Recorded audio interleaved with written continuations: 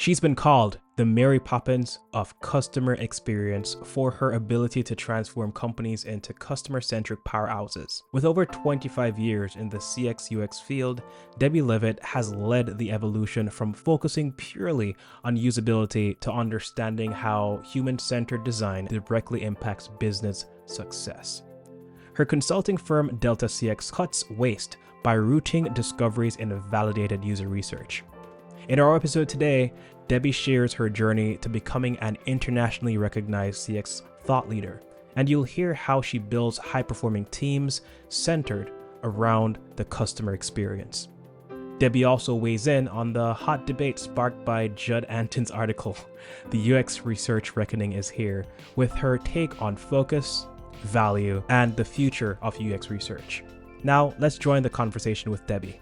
Debbie, could you share your journey that led you to become the Mary Poppins of customer experience and user experience?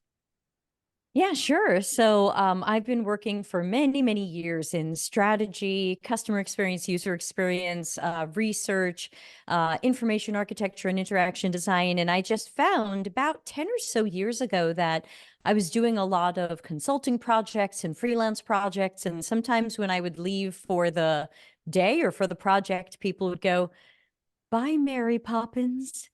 And I said, I think there's something in that. And so, I think the reason why that name kind of works is because I didn't just give it to myself. It was really something that people were calling me because that's how they saw me. And so I like to say I fly in, fix everything I can, sing a few songs, and then have to fly away to somewhere else. So the journey was just many, many years of doing the work. Wow. And can you give me some background on that journey? How did you start? How was your entry into this industry? What prompted it? Was it like some desire that you had as a kid growing up, or was it like formative years in college? Like, how did you get into this industry? Yeah. I was the kid who everybody assumed was going to become a psychologist or a lawyer. I was Mm, always the person trying to help someone who needed help and understand situations and solve problems. And so it was like, will she be a psychologist or a lawyer? And I like to joke, I've ended up both, because there's so much of both of those in strategy and customer and user experiences. And so the journey really started in the mid 90s when I started a small company that was aimed at creating websites and helping small businesses with their strategy and their marketing and their online presence back when the web felt and was pretty new. So the journey really started there. mm. And how has your approach to transforming companies and teams evolved over the years? Oh my gosh. Well, it's not so much the approach changes because I'm a play to my audience person as a musician. And so you can't go into the same company and just always sing the same song or do the same thing. Some people want to hear disco and some want to hear heavy metal and some want to hear both. And so ultimately my approach is somewhat the same in that I'm kind of a change agent and I really want to investigate what's going on in a company and look for small wins and big wins and quick fixes and long-term fixes. But every company is different because they're all different sizes. They're all at different stages of different growth, and some are more stuck in the mud than others. So I think it's really not about, oh, my approach has to change. It's more that my approach is fluid anyway, and I just have to take all the right tools out of the toolbox and sing the right song for that company and figure out what do I need to do to be most effective and to create some of that change. You've emphasized cutting waste and guesses and assumptions. Can you elaborate on how you achieve this in practice? Yeah, so there's a lot of companies that right now think that going with guesses and assumptions and hypotheses is fast and it makes us fast. Some will even say innovative. And then I say, cool, what did you innovate? And then it's cricket, cricket. We didn't innovate anything. But a lot of this can be wasteful. And we see that waste when, first of all, we look at our outcomes. Were customers happy? Were they delighted? Did this go well at all? Did we achieve any of our results? And so where we didn't achieve results or where things didn't go that well, then that's clearly something that was risk that came to be. It was wasteful because it probably didn't have to end up that way. And those of you who've been on these teams usually saw this coming, right? How often have we said, I don't think this is a good idea. I don't think this is going to work out. And someone says, no, my idea is freaking awesome. We're going to do it.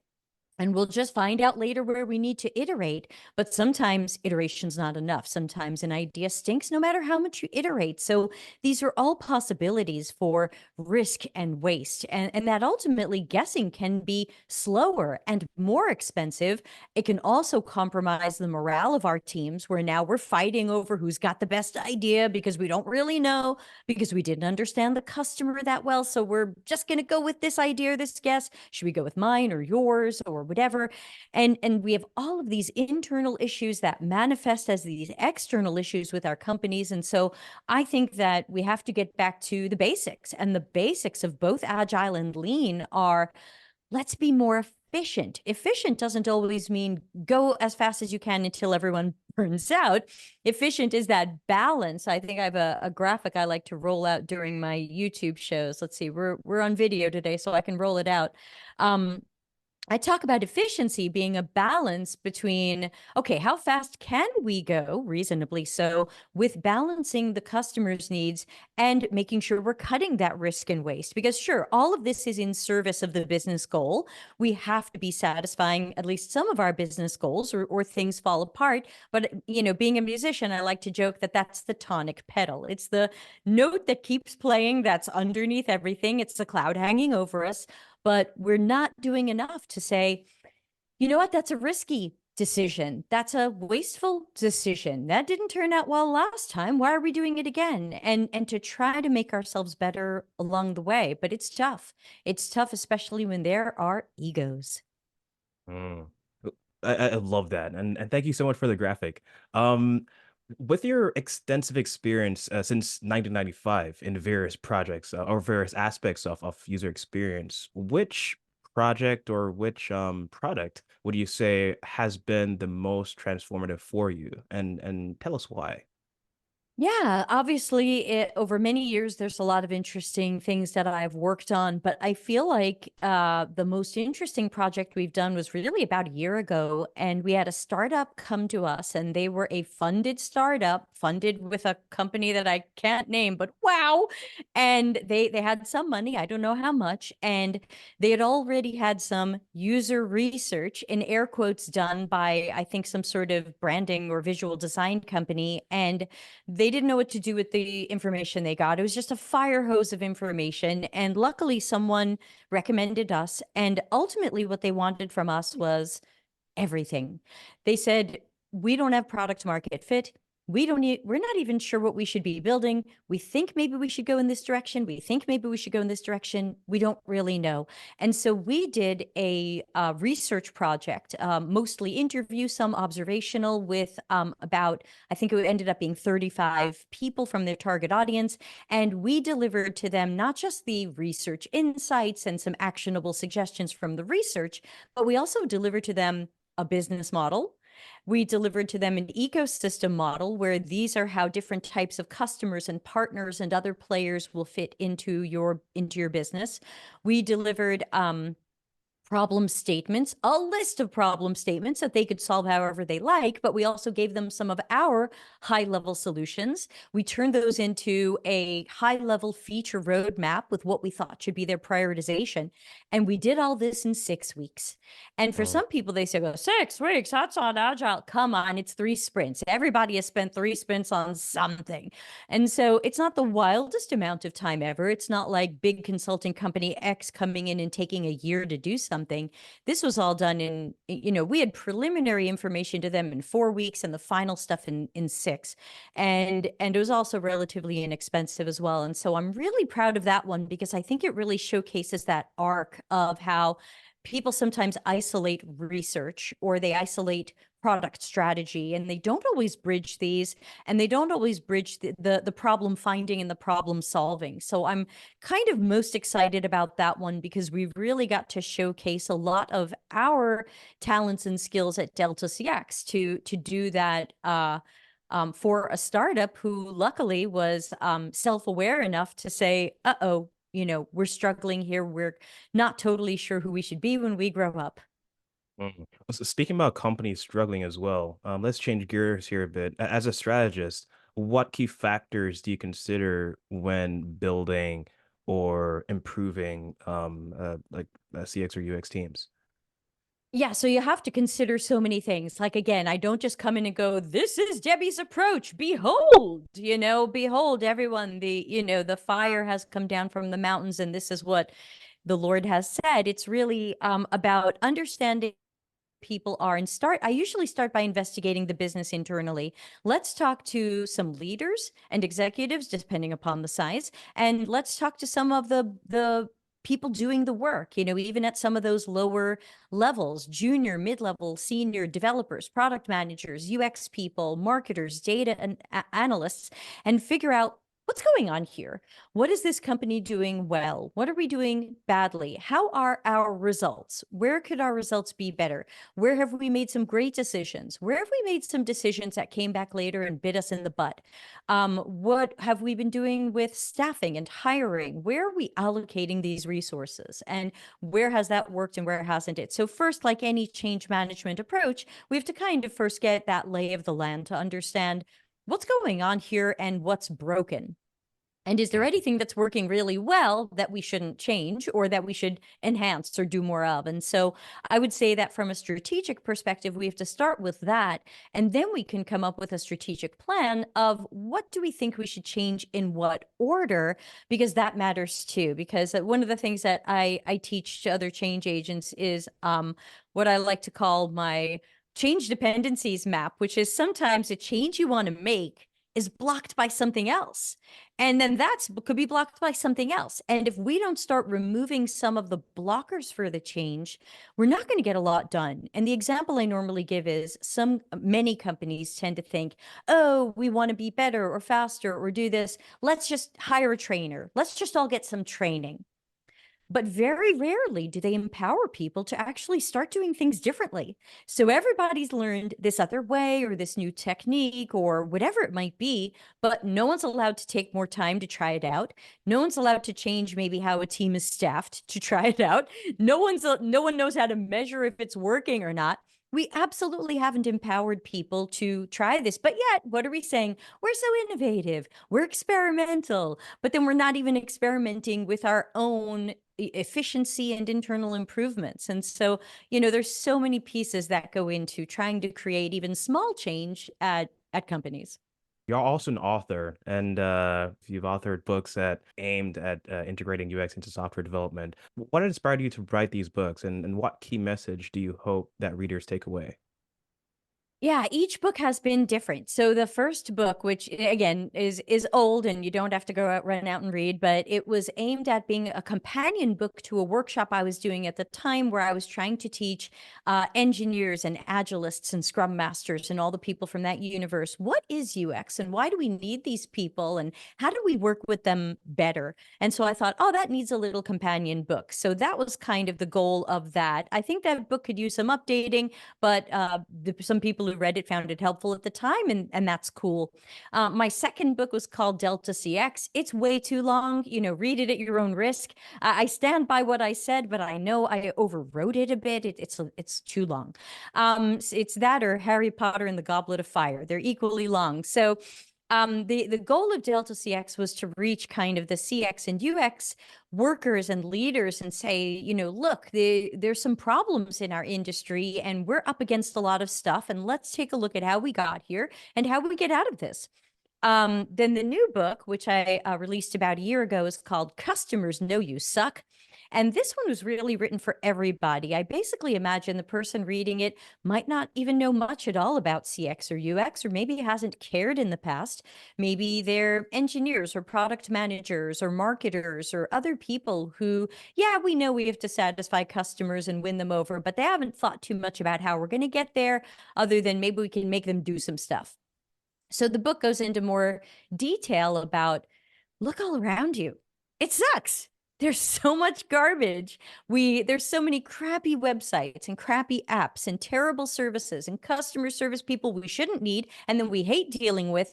Everything is so broken. And we know that and feel that as the customer and user, but then we show up to our jobs and continue these cycles of mediocrity.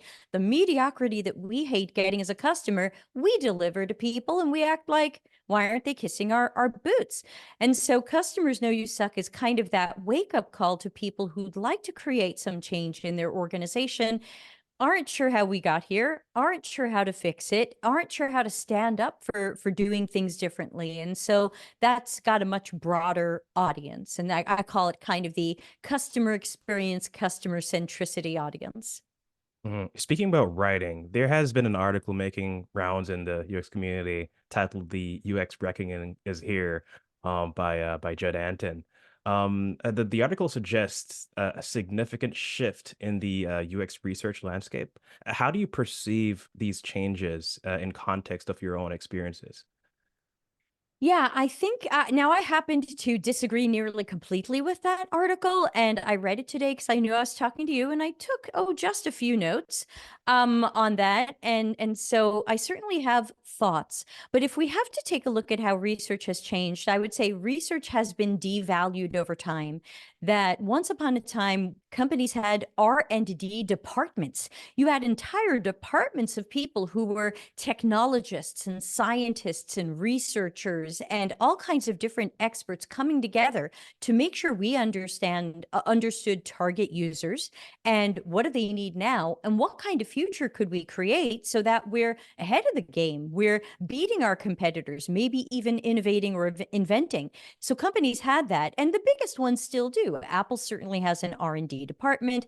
Samsung, Disney has their Imagineers. So R&D is out there, but most companies fired R&D some years ago thinking, oh, this is too slow. We don't want innovation to take whatever time it takes. And you're forgetting that everyone loves their iPhone, but the iPhone is really changed. It evolved once a year. So, it's not on a weekly cycle in that sense. And so one of my concerns with research is I think it's become devalued. We're not balancing that efficiency triangle.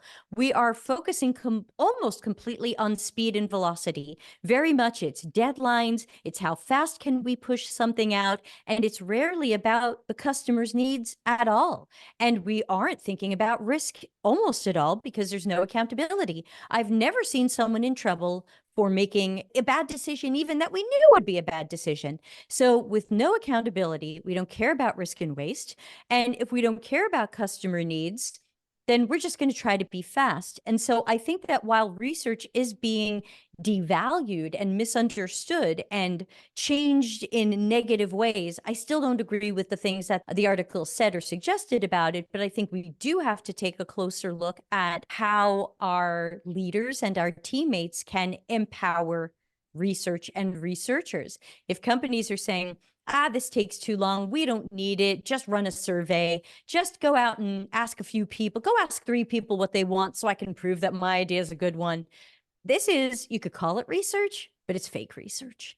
And we have to bring the value back, but the value comes with time and investment and quality. There's very few things in life that have high value and high quality when our biggest priority was how fast can we do it. Anton also argues that that UX research has been focused on the wrong type of research, primarily middle range. How do you respond to his critique based on your own professional practice? Yeah, so first of all, I didn't even agree with his categorizations. I thought they were kind of made up and kind of strange. I forgot to open up the article. So opening up the article quickly and trying to find those definitions, because the definitions didn't make sense to me. So first of all, in research, we generally bucket research as generative or evaluative. Either you're doing usually early research to understand behaviors, tasks. We like to roll out the graphic on the show that says people, contexts, and systems. You're trying to understand people, find problems before solving them in a solution agnostic way. Evaluative research is more about we've got an idea, we've got a prototype, we've got a dev build or a live thing. Where could it be improved? Is it good? Those are usually the way that we bucket research. So he's got macro, middle range, and micro. He claims macro is strategic, business first, and future thinking. And my question is, when would you want your research to not be that? When would you want your research to not be strategic? For me, every piece of research I do is strategic. When is your research not business first? Well, it's hard because to me, I would say we've got to balance business with the user. If we always put the business first and the customer is an afterthought or out here in the periphery, we know it as the customer. We know you suck. We have to find the balance between what the business needs to create better strategies and decisions and initiatives with what the users and the customers need to feel like they're getting value. So I wouldn't say that it's business first, but we could say that it is business minded. So in that sense, my research is always business minded. I run exercises with my stakeholders, like my YouTube episode 196 on the knowledge quadrant, and we learn what do people need to know from this research to fill in the blanks, to replace opinions, guesses, and assumptions with evidence, data, and knowledge. What do we need to know to go in the right direction? And so when he says macro is strategic, business first, and future thinking, my question is, when isn't your research that? And if it isn't that, what are you doing? Because to me, research should always be that. Good research is always that. He says middle range research is focused on user understanding and product development. Well, when isn't your research about user understanding? Maybe it's not about user understanding if it's market research. Maybe if we're trying to research a competitor or the technology that's out there in the universe or the technology that could be. Okay, that's not user focused. That's not user understanding. And that research has to be done as well. But when is your research work somehow not revolving in some way, ultimately around the user? We've got to deliver this to the user. They've got to be in the conversation. So I don't see this differentiation. And then micro research, he says, is technical usability. Again, when wouldn't you want something that's usable? Eye tracking, which unfortunately has been debunked quite a lot. And also, we know that just because somebody looks at something, we don't know why they looked at it. We don't know if they looked at it and felt positively. So it's good. We don't know if they looked at it and they felt like this freaking sucks and we should change it. Just because someone looked at a thing doesn't mean we really understand whys and root causes. And then he says micro research is also detailed interaction development. And again, what does that mean? Because ultimately, your user and customer experiences are all made up of interactions, whether those interactions are digital or human. So I would say that these categorizations to me seem a bit, I don't want to be too insulting, but they seem a bit contrived. To me, it felt like I was surprised I didn't see a trademark symbol, put it that way. I felt like somebody wants to create a model that they can put a trademark symbol on and say, do this, not this. But ultimately, it was very hard for me to look at that and say, well, are you really saying, because in the end, he says, do less middle and more of the other two. And my thought was, are you really saying we should do less research to understand users, but that we're supposed to be delivering strategic research to help the business make decisions, but that we don't need to make decisions based on our users? And he literally says in the article, yep, we don't. We don't need to understand users in order to make products. Now, that's true. But then we're the customers. So put yourself back in that spot. Think about a company that you had a bad experience with recently. Think about an app you uninstalled, a website you stopped going to, a SaaS system you canceled. Would user understanding have helped, have been important, have contributed strategically to the decisions we could have made. So I think that there's some things in his article that to me don't stand up well to critical thinking, because sure, we can say F the user. F the user, F user understanding. Let's just build crap, roll the dice, see what sticks to the wall. Sure, but how's that working for us? Because at the same time, we have people out there on podcasts and LinkedIn going, look at our high failure rates.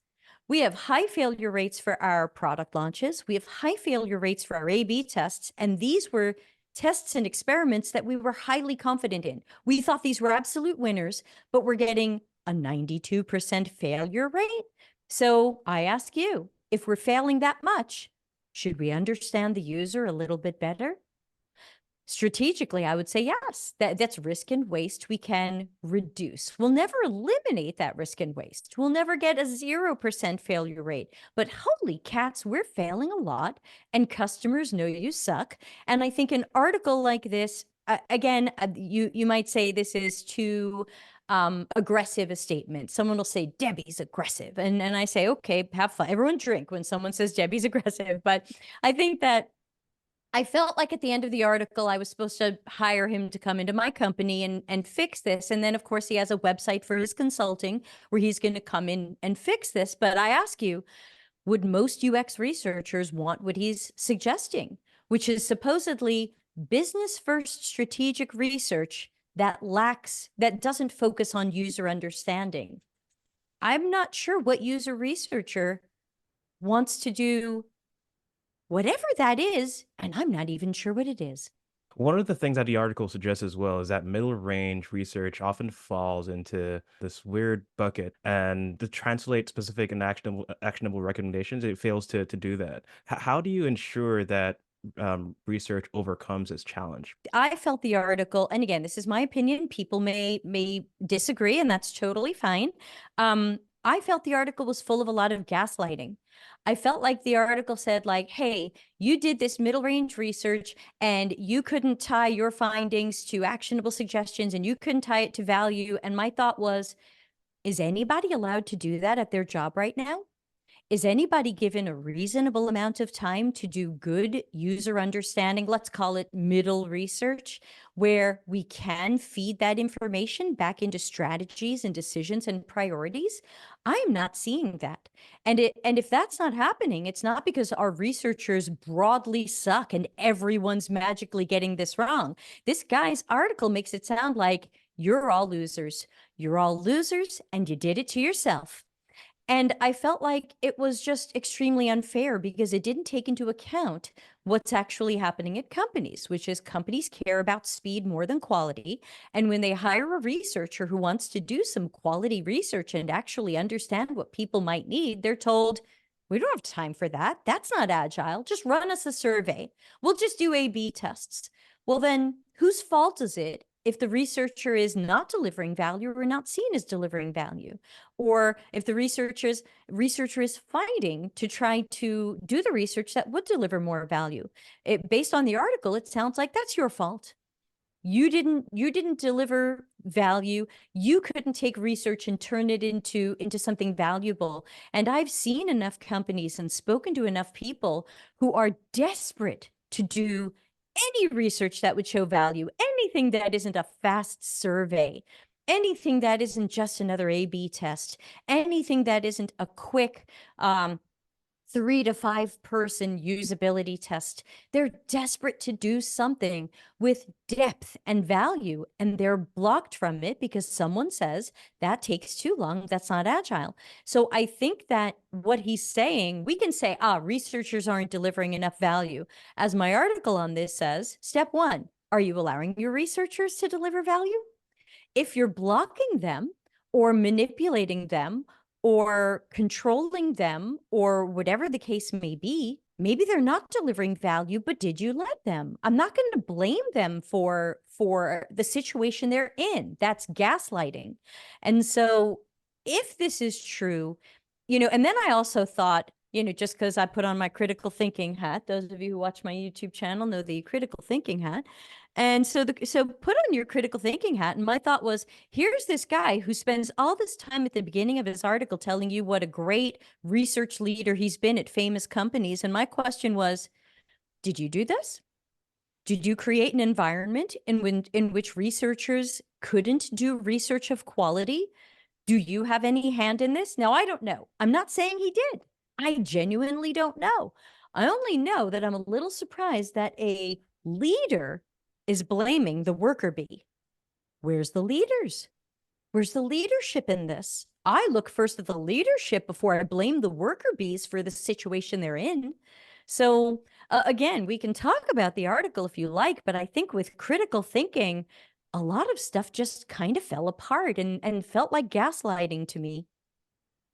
I love like how you critiqued every single point of this and provided Thanks. a different perspective as well. Let's shift away a little bit from the article. What Sure. changes do you think are essential for the future of UX research? Yeah, I think that as soon as we have any accountability at our companies, we'll see things change. Because right now, anybody or whoever there's usually a product manager who says, "I'm responsible for the product. I'm accountable for the product." And I always go, "Cool, what does that look like?" And then there's crickets and there's, blank face and there's uh-oh, does not compute. What do I say now? I say, how will you be held responsible? How will you be held accountable? Nobody knows. When's the last time somebody was held responsible or accountable? Nobody knows. Has anyone ever received a stern talking to? Has anyone ever been demoted? Has anyone had their budget cut? Has anyone received more oversight? Has anyone been fired? And no. And so I think that for starters, we would have to see some accountability. We would have to be somebody saying, these high failure rates kind of suck. Our ability to win customers has been sucking. Our customer satisfaction scores or signals suck. Our ability to keep customers kind of sucks. What's going on here? Let's get to some root causes. Okay, now that we're looking at some root causes, maybe we'll start holding people accountable again. Maybe you can get in some trouble. I don't want people fired, but well, unless they do really bad things. But I maybe you can get in some trouble for doing things badly, for making bad decisions, especially informed bad decisions. So I think to me, I can talk about the future of research and what it should be, but there's only so much it will be while other people are controlling it. The company I'm working at now, I'm quite lucky, loves research, freaking loves research, is hesitant to make a decision until I or another team comes back with data to prove it. I even said to them, here's our report. Please do this. Please shift away from this. They said, get us all of the whys. I sent one of my teammates to go watch 31 hour-long videos again. Find me all the whys. These people want to know. And I'm very lucky that I'm in a place where the decisions are really going to be driven by research. Not all of them. We'll guess at some stuff. I get it. It's not going to be, it's never the perfect world, and I don't expect it to be. But I've seen what an organization can look like when they say, you know what, before we do that, let's have Debbie talk to some of our target users and let's know more about that before we make that decision. So I can't get to what the future of research should be because research is freaking awesome as it is. The question is, will our teammates and leaders let us do good work, or do they only want fast work? Because usually you can't get fast and good at the same time. You have a podcast and you stream as well. What are the topics or the things that you focus on, and how can your or listeners tune in? Yeah, so I've got 2 YouTube channels and been streaming and putting up videos mostly on the second one. And that one is called CX-CC, which I was just talking about before, is customer experience, customer centricity. And it's really designed for everybody. Ta-da! Nice and subtle, right?